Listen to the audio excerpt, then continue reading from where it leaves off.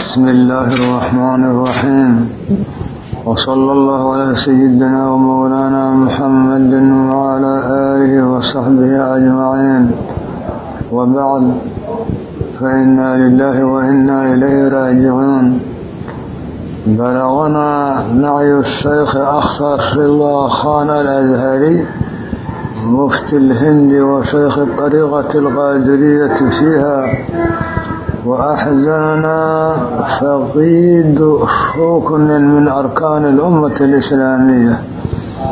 ولكننا نرضى بقضاء الله وقدره ونعزي أنفسنا والأمة الإسلامية وأتباع ومريد الطرق الصوفية في العالم الإسلامي، وخاصة مريد الطريقة القادرية في الهند في رحيل السيد السند المفتي شيخ الشريعة والحقيقة الشيخ أخصر الله خان وانتقال روحه إلى الرفيق الأعلى. ونقول لأهل الشيخ ومريديه: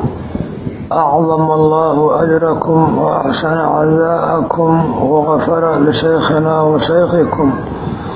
اللهم ارحمه واغفر له وأسكنه في مقعد صدق عند مليك مقتدر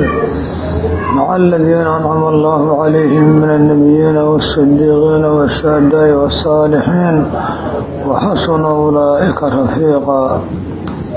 وكتبه الفقير المحتاج إلى لطف ربه عثمان بن عمر بن شيخ داود المقدسي الصومالي في تاريخ 8 من ذي القعدة سنة 1439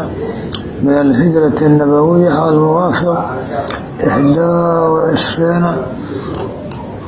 من لوليو سنة 2018، والله الموفق.